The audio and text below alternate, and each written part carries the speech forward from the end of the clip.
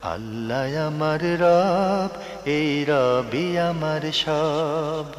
দামে দামে তন মনে তারি অনুভব। তোমার দুনিয়াতে আমি যেদিকে তাকাই, অথই নিয়ামতে ডুবে আছি সবাই। পাক পাখালির গানে শুনি তসবি কলো রব, তসবি কলো রব। আল্লাহ আমার রব, এই রবি আমার সব। আসসালামু আলাইকুম। প্রিয় দর্শক, আপনারা যারা দেশে আছেন প্রবাসে, সবাইকে জানাই অনেক অনেক প্রীতি ও শুভেচ্ছা। শুরু হলো এনটিভি আয়োজিত এবং লাভ হলো নিবেদিত অনুষ্ঠান আপনার জিজ্ঞাসা। আপনাদের সাথে আছি আমি জয়নুল আবেদিন আজাদ। আর আজকে আমাদের মাঝে অতিথি হিসেবে উপস্থিত আছেন বিশিষ্ট আলেম ডক্টর মোহাম্মদ মতিউল ইসলাম। আসসালামু আলাইকুম ওয়া রাহমাতুল্লাহি ওয়া বারাকাতুহু। প্রিয় দর্শক, চলুন তাহলে জিজ্ঞাসার জগতে। শুরুতে একটি ইমেল পাঠিয়েছেন রাজিয়া চৌধুরী। লিখেছেন, বর্তমানে অনেক মুসলিম কোয়ান্টাম মেথডে বিশ্বাস করেন এবং তাদের নির্দেশিত পথে ইবাদত করে থাকেন। এটা কি ঠিক? ইসলাম এই ব্যাপারে কি বলে? বিসমিল্লাহ, আলহামদুলিল্লাহ, ওয়াসসালাতু ওয়াসসালামু আলা রাসূলিল্লাহ ওয়া বা'দ। আমাদের দর্শক যে প্রশ্ন করেছেন গুরুত্বপূর্ণ এই প্রশ্ন। আমাদেরকে মেথড অনুসরণ করতে হবে আল্লাহ তাআলার কিতাব এবং রাসূল সাল্লাল্লাহু আলাইহি ওয়াসাল্লামের সুন্নাহ। আল্লাহ তাআলা কোরআনে কারীম বলেন, আল্লাহ রাসূলকে বলতেছেন, কুল হাযিহি সাবিলি আদউ ইলাল্লাহি আলা বাসীরা আনা ওয়া মান ইত্তাবানি। বলুন, এটাই আমাদের পথ। আমরা জেনে বুঝে কোরআন সুন্নাহর আলোকে মানুষকে ইসলামের পথে আহ্বান করি। আর রাসূলুল্লাহ সাল্লাল্লাহু আলাইহি ওয়াসাল্লাম তিনি বলেছেন, তারাকতু ফীকুম আমরাইনি লান তাদিল্লু মা তামাসসাকতুম বিহিমা কিতাবাল্লাহি ওয়া সুন্নতি। তোমাদেরকে দুটো জিনিস উপরে ছেড়ে যাচ্ছি, একটা হলো আল্লাহর কোরআন এবং আমার সুন্নাত, মানে রাসূলের সুন্নাত। এটাই হলো আসল মেথড এবং এই অনুযায়ী কোরআন সুন্নাহর আলোকে আমরা ইবাদত করব। রাসূল সাল্লাল্লাহু আলাইহি ওয়াসাল্লাম বলেছেন, সল্লু কামা রাআইতুমুনি উসাল্লি।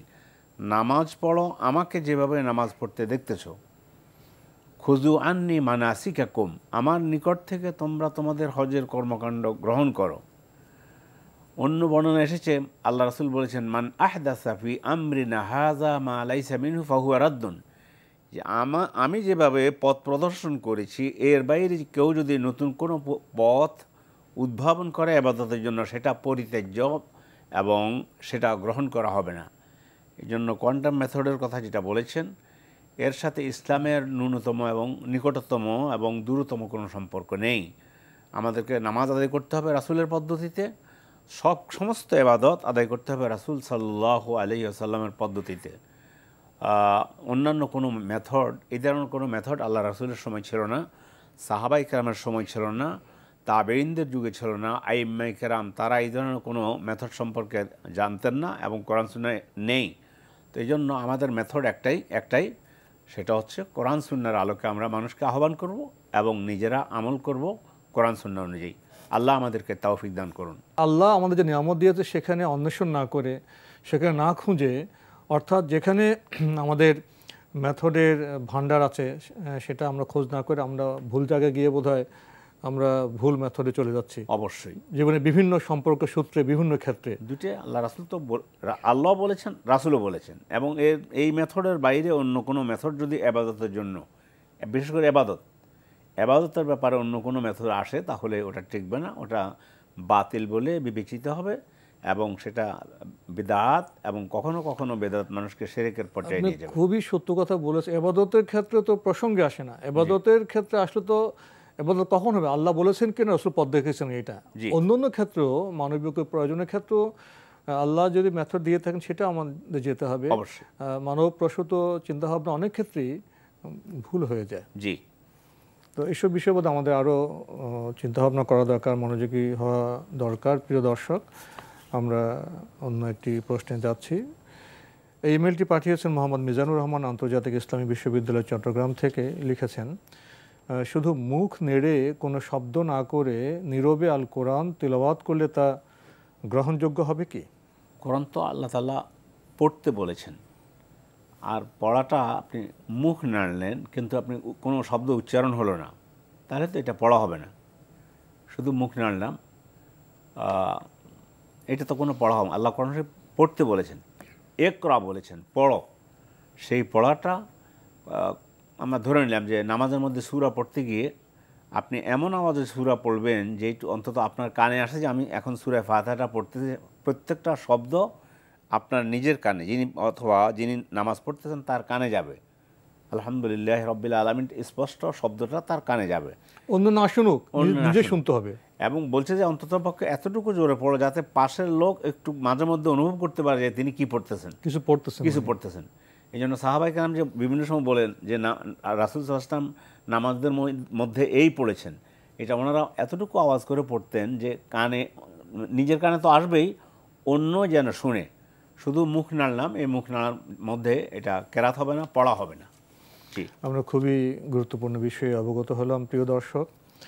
এবার আমাদের হাতে একটি চিঠি পাঠিয়েছেন নূর, খুলনা থেকে লিখেছেন, আমি সব কাজের মাঝেও আপনার জিজ্ঞাসা দেখতে চেষ্টা করি এবং অনুষ্ঠানের মাধ্যমে অনেক উপকৃত হই। এবার তিনি আমাদের সম্পর্কে কিছু ইতিবাচক কথা বলেছেন, আমরা সেই প্রশংসাসূচক বক্তব্য নাইবা বললাম। আপনি এরপরে লিখেছেন, আমি কয়েকটা বিষয়ে জানার জন্য আপনাদের কাছে অনুরোধ করছি, আশা করি আমার এই লম্বা চিঠি একটু দয়া করে পড়বেন। আমি চিঠিটি পড়েছি, মোটামুটিভাবে ওনার সাংসারিক জীবনে স্বামীর সাথে যে কিছু সমস্যা হচ্ছে, যেমন স্বামী বদমেজাজি, কৃপণ, দান সৎকার করবেন সেরকম অর্থ দেন না, বাপের বাড়ি থেকে জমি বিক্রি করে কিছু অর্থ পেয়েছেন সেটাও স্বামী নিয়ে নিতে চাচ্ছেন, না মতো বকাঝকা করছেন, খারাপ আচরণ করছেন, নিকৃষ্ট ভাষায় কথা বলছেন। তো ছোটোখাটো ব্যাপারে তালাক উচ্চারণ করা যাবে কি না, এর উত্তরে আমাদের অনুষ্ঠানে বলেছিলেন যে এই ধরনের ব্যবহার ঠিক নয়, তালাক তো কোনো অস্ত্র নয়, তালাক ইসলাম বিধান আছে। তো এর সংক্রান্ত কথাবার্তা উনি বোঝাবার চেষ্টা করেছেন ওনার স্বামীকে। উনি কথায় রেগে যান, মানুষের সাথে খারাপ আচরণ করেন। তা উনি বলছেন যে হুজুরটা ঠিক কথা বলেন না, ওনারা ভুয়া হুজুর। তারপর লোকজনের সাথে অনেক খারাপ ব্যবহার করেন। কিছুদিন আগে এক গরিব মহিলা প্রতিবেশীর সাথে অনেক খারাপ ব্যবহার করেছেন, উনি নিষেধ করেছেন স্ত্রী হিসেবে। উনি আর ক্ষিপ্ত হয়ে গালবন্ধ করেছেন। তো এখন ওনার কয়েকটি প্রশ্ন, স্বামীর এই ধরনের আচরণে, এই ধরনের পরিবেশে উনি স্বামীর কাছ থেকে দিনে বা রাতে একটু দূরে সরে সরে থাকতে পারবেন কি না? বাসার কোনো কাজের লোক নেই, উনি সব কাজ করেন স্ত্রী হিসেবে, তারপরও খারাপ আচরণ করেন। শেষে এসে উনি জানতে চেয়েছেন এমন কোনো দোয়া আছে কি যা পড়লে উনি ভালো হয়ে যাবেন? জি, প্রথম যেটা বলেছেন, অনেকগুলো কথা বলেছেন। ইসলাম তো মানুষকে বলেছে সুন্দর কথা বলার জন্য। কোরআন শরীফের আয়াত, অকুলু লিন্নাসি হুসনা, মানুষের সাথে সুন্দর ব্যবহার করো। তো এই যে ভাইয়ের কথা বলেছেন, অন্য কেউ যদি ওনার সাথে দুর্ব্যবহার করে তাহলে মানে বিষয়টা কেমন হবে? তো আপনি তো বুঝবেন যে আসলে দুর্ব্যবহার, যেটা খারাপ ব্যবহার, এটা কখনোই কারো কাম্য নয়। তো এই জন্য অনেকগুলো বিষয় লিখেছেন, সবগুলোই যে স্ত্রীকে তার সাধ্য অনুযায়ী ভরণ পোষণ যেটা দেয়া দরকার সেটা দেয় না, কৃপণতা করে। এসব বিষয়ে আপনি বললে উনি বলেন যে না, যারা বলতেছে তারা ঠিক না। আপনি খারাপ কথা বলবেন, আর কোরআন সুন্নাহ খারাপ কথা বলতে নিষেধ করেছে, খারাপ ভাষা ব্যবহার করার জন্য নিষেধ করেছে, তাহলে আমরা কোরআন সুন্নাহ থেকে বেরিয়ে গিয়ে আপনার কথাকে কি আমরা গ্রহণ করব? আর আপনার সাথে যদি কেউ খারাপ ব্যবহার করে তখন আপনি কীভাবে নেবেন? এই জন্য আমাদের কথা হচ্ছে আমরা ভালো মানুষের সাথে ভালো ব্যবহার করব, স্বামী স্ত্রীর সাথে ভালো ব্যবহার করবে। আল্লাহ তাআলা কোরআনে কারিমে বলেছেন, ওয়া আশিরুহুন্না বিল মারুফ, তোমরা তোমাদের স্ত্রীর সাথে সুন্দর আচরণ করো, ভালো ব্যবহার করো, সুন্দরভাবে চলো। এগুলো কোরআনে কারিমে আল্লাহ বলেছেন। তো বোন যেটা বলেছেন, উনি বুঝাচ্ছেন, আপনি ওনাকে বুঝাতে থাকেন কোরআন সুন্নাহর আলোকে, কিন্তু দূরে থাকা যাবে না। দূরে আপনি ওনার পাশে থাকবেন, বেড শেয়ার করবেন, সেখানে থেকে আপনি কোরআন সুন্নাহর আলোকে অথবা আপনি ওনাকে সহিভাবে চলার জন্য কাছে থেকে পাশে থেকে সংশোধন চেষ্টা করবেন বন্ধু হিসেবে। জি, কিন্তু দূরে দূরে যাওয়া যাবে না। কিন্তু এই স্বামী তো অনেকগুলো ভুল কাজ করছেন, হ্যাঁ, যে ওনার বাপের বাড়ির জমি বিক্রি করে উনি কিছু অর্থ এনেছেন, সেটা চাচ্ছেন, সেখানে তো তার অধিকার নেই। ওটা সম্পূর্ণ হারাম। স্বামী স্ত্রীকে যদি মোহরানার টাকা দিয়ে দেয়, ধরে নিলাম 50,000 টাকা অথবা 1 লক্ষ টাকা স্ত্রীকে দিয়েছে তার মোহরানার টাকা হিসাবে, ওটাও স্ত্রীর নিকট চাইতে পারবে না এবং বলতে পারবে না। এবং এই ব্যাপারে কোরআনে কারিমে বহু জায়গায় আল্লাহ কঠিন ভাষায় বলেছে যে তোমরা যেটা তোমাদের স্ত্রীকে দিবে সেখান থেকে অবশ্যই কোনো বাপের অবস্থায় বাড়ির কোনো কিছু নিতে সম্পত্তি, পারবে না। অর্থ স্ত্রী তার হক, তার অধিকার, তিনি চিন্তা করবেন, সিদ্ধান্ত নেবেন কিভাবে ব্যয় করবেন। সে অর্থ চাওয়া এবং সে ব্যাপারে বকাঝকা করা তো সম্পূর্ণ অবৈধ, হারাম বিষয়। সম্পূর্ণ অবৈধ এবং করা যাবে না, এবং এটা সম্পূর্ণ হারাম। যদি স্ত্রীর কাছে টাকা আছে আমাকে দাও না কেন, এটা বলার অধিকার নেই তার। কিন্তু তারপরে আপনার স্ত্রী বলতে পারবে যে আমার এই প্রয়োজনে তুমি আমার এই টাকা দাও, হক আছে। এই জন্য দেখেন ইসলাম এমন করেছে যে স্ত্রী যদি তার ধন সম্পদ থাকে, স্বামী যদি ফকির হয়, মেসকিন হয়, স্বামীকে জাকাত দিতে পারবে, কিন্তু স্বামীকে স্ত্রীকে জাকাত দিতে পারবে না। কথা বলতে হবে। আমরা চিঠি পড়ছিলাম, এখানে আসলে একটি সমাজচিত্র এসছে, অনেকগুলি বিষয়ে আপনি কথা বলেছেন। তালাক নিয়ে আমাদের সমাজে খুব একটা মন্দ চিত্র লক্ষ্য করা যায়। তালাক তো একটি বিধান। জি, যখন স্বামী স্ত্রীর মধ্যে আর কোনো বনিবনা হচ্ছে না, সমঝোতা হচ্ছে না, এবং ভবিষ্যতে জীবনযাপন করতে গেলে সংকট আরও বাড়তে পারে, তখন বিধান হিসেবে এটা বিভিন্ন পর্যায়ে তালাক দেওয়া যাবে। জি। কিন্তু অনেক সময় দেখা যায় যে অনেক পুরুষের আচরণে মনে হয় তালাক যেন একটি অস্ত্র, এটা যেন নারী নির্যাতনের একটি অস্ত্র, নারীকে জব্দ করার, তাকে কোণঠাসা করার একটি অস্ত্র। তো ইসলামে তো তালাকের বিধানটা এই জন্য দেওয়া হয়নি। না, তালাক মানে ইসলামে বলেছে, প্রথম শব্দ হচ্ছে যে স্ত্রীর সাথে সুন্দর ব্যবহার করো, ও আশিরুহুন্না বিল মারুফ, সুন্দরভাবে আচরণ করো। ফাইন আতাআনাকুম, স্ত্রী তখন যে ব্যাপারে তাকে করা হয়েছে যে তোমার এই আচরণ আমার পছন্দ হয় না, সে আচরণ যখন বাদ দিবে, ফালা তাবগু আলাইহিন্না সাবিলা, এরপর অন্য পথ খুঁজতে যেও না, যে এইটা করছো কেন, এইটা করছো কেন, এই শুধু এই ধরনের। মানে আপনি আজকে যেভাবে বললেন, জি, এভাবে আমাদের কোনো একটা অনুষ্ঠানে আমাদের এক স্কলার বলেছিলেন যে ছোটোখাটো ব্যাপার নিয়ে যেন স্বামীরা স্ত্রীকে তালাক দেওয়ার কথা উচ্চারণ না করেন। তো এটাও এই আমাদের আজকের যিনি চিঠি লিখেছেন উনি বুঝাতে গিয়েছেন স্বামীকে। জি। তখন স্বামী মনোমতো কথা হলো না, তখন বললেন যে ওই হুজুর ভুয়া। এই যে আমাদের সমাজে একটি চিত্র, যে আমার পক্ষে কথা না আসলে, আমার কথা অন্যায় হলেও, ভুল হলেও যদি কোনো হুজুর সাপোর্ট না করেন বা কোনো ব্যক্তির সাপোর্ট না করেন, তখন তার বিপক্ষে আমরা মন্দ কথা উচ্চারণ করি। এটা তো একটা মন্দ আচরণ। মন্দ আচরণ। বরং তো আল্লাহ বলেছেন দুজনের মধ্যে বোঝাপড়া করার জন্য, ছাড় দেওয়ার জন্য, এবং স্ত্রী যদি তার কথা মেনে নেয় একটা বিষয়ে যেটা তার অপছন্দ, এরপর অন্যান্য শুধু দোষ খোঁজা, এগুলো ইসলাম নিষেধ করেছে। চিঠির শেষে উনি দোয়া আছে কিনা জানতে চেয়েছেন, এমন কোনো দোয়া আছে কিনা যেটা পড়লে ওনার স্বামী ভালো হয়ে যাবেন? না, এইভাবে স্পেসিফিক নেই যে স্বামী স্ত্রীর মধ্যে সমস্যা হলে এই দোয়া পড়লে স্বামী স্ত্রীর মধ্যে সম্পর্ক ঠিক হয়ে যাবে, এমন কোনো মন্ত্র নেই। না, এমন কোনো মন্ত্র নেই, কিন্তু আপনি দোয়া করতেই থাকেন। দোয়া করতে হবে, দোয়া হলো সবচেয়ে উত্তম অস্ত্র। আপনার ভালো আচরণ দ্বারা মন্দ আচরণকে সংশোধন করা যেতে পারে, ধৈর্য ধরতে হবে, চেষ্টা করতে হবে, এবং আল্লাহর কাছে বলতে হবে, আল্লাহর কাছে দোয়া করতে হবে। ইনশাআল্লাহ আল্লাহ তাআলা আপনার দোয়া কবুল করে হয়তো স্বামীকে আল্লাহ তাআলা সঠিক পথে ফিরে দিতে পারেন ইনশাআল্লাহ। প্রিয় দর্শক, আমাদের হাতে একটি দীর্ঘ চিঠি পাঠিয়েছেন টিএম জালালউদ্দিন, নিজামউদ্দিন, জাহিন, জারিফ, এ কয়েক ভাই বরিশাল থেকে। বেশ অনেকগুলো প্রশ্ন আপনাদের।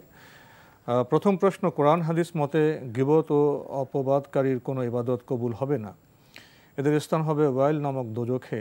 আর দরিদ্র হিংসাকারীকে, অর্থাৎ যাদের অহংকার বা হিংসা করার মতো কিছুই নাই, তবুও তা প্রদর্শন করে, তাদেরকে শুয়োর ও কুকুরের চাইতেও ঘৃণ্য বলা হয়েছে, এদের স্থান হবে বুলস নামক নিকৃষ্ট জাহান্নামে।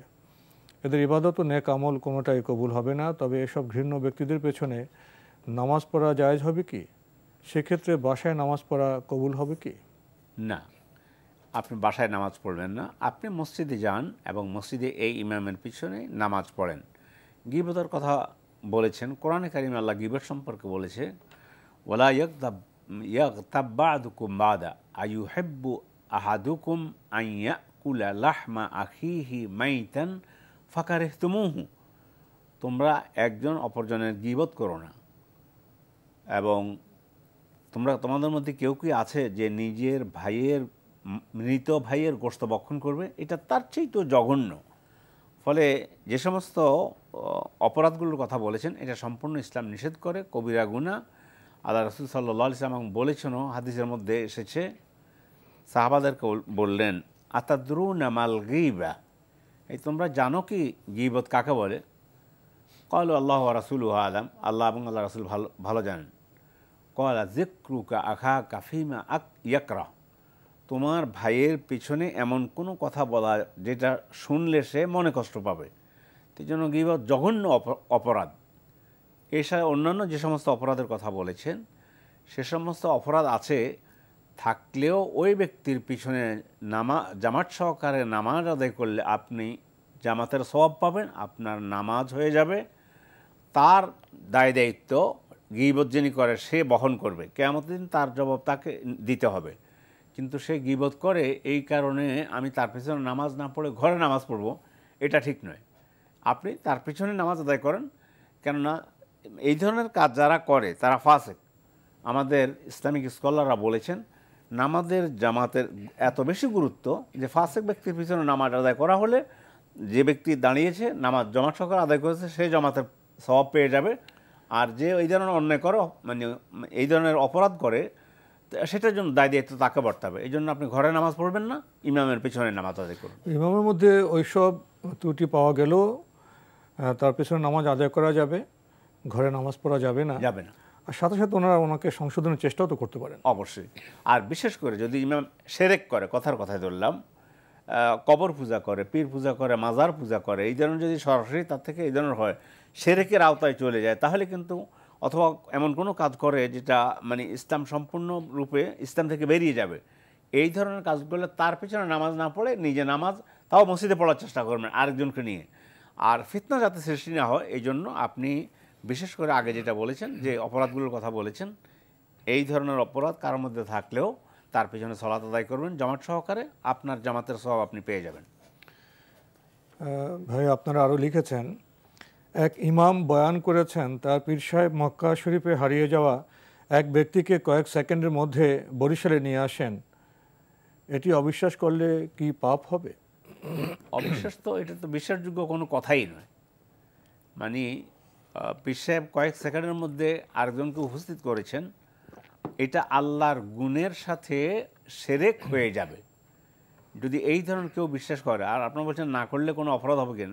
এটা তো বিশ্বাস করাই যাবে না, বরং এটা যদি কেউ বিশ্বাস করে তাহলে আল্লাহর গুণের সাথে সিফাতের সাথে মানে অন্যকে অংশী স্থাপন করা হলো, ওই পীরকে অংশী স্থাপন করা হলো যে আমি পৃথিবীর যেখানেই থাকি আমার পীর সাহেব আমাকে দেখেন।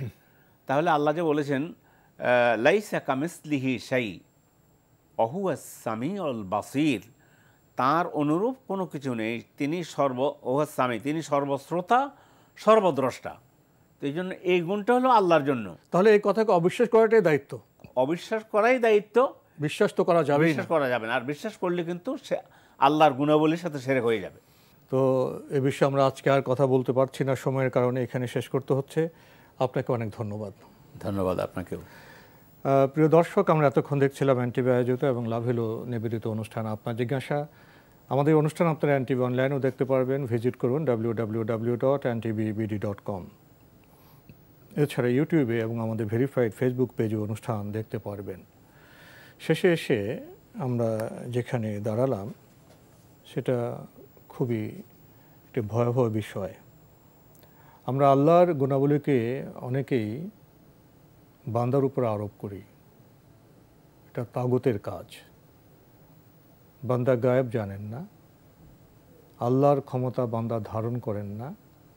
তাই যখন ধর্মের দ্বারপথে কেউ এইসব কথা বলবেন, আল্লাহর গুণাবলী মানুষের উপর আরোপ করবেন, বান্দার উপর আরোপ করবেন, সেখান থেকে আমাদের অনেক দূরে থাকতে হবে। বিশ্বাসের তো প্রসঙ্গই আসে না, অবিশ্বাস তো করতে হবে এবং এইসব বিষয়ের কাছে আমরা থাকবো না, আমরা এইসব বিষয় থেকে অনেক দূরে থাকব। চিঠি লিখুন, প্রশ্ন পাঠান আমাদের ঠিকানায়। পরিচালক আপনার জিজ্ঞাসা, এনটিভি, বিএসসিসি ভবন, ৭ম তলা, ১০২ কাজী নজরুল ইসলাম এভিনিউ, কারওয়ান বাজার, ঢাকা ১২১৫। আপনারা ইমেলও করতে পারেন। আমাদের ইমেল অ্যাড্রেস আপনার জিজ্ঞাসা @ntvbd.com। প্রিয় দর্শক, মহান আল্লাহ আমাদের সবাইকে নিরাপদে রাখুন, রাখুন শান্তিতে। আসসালামু আলাইকুম। আল্লাহ আমার রব, এই রবি আমার সব, দামে দামে তুন মনে তারি অনুভব। আল্লাহ আমার রব, এই রবি আমার সব।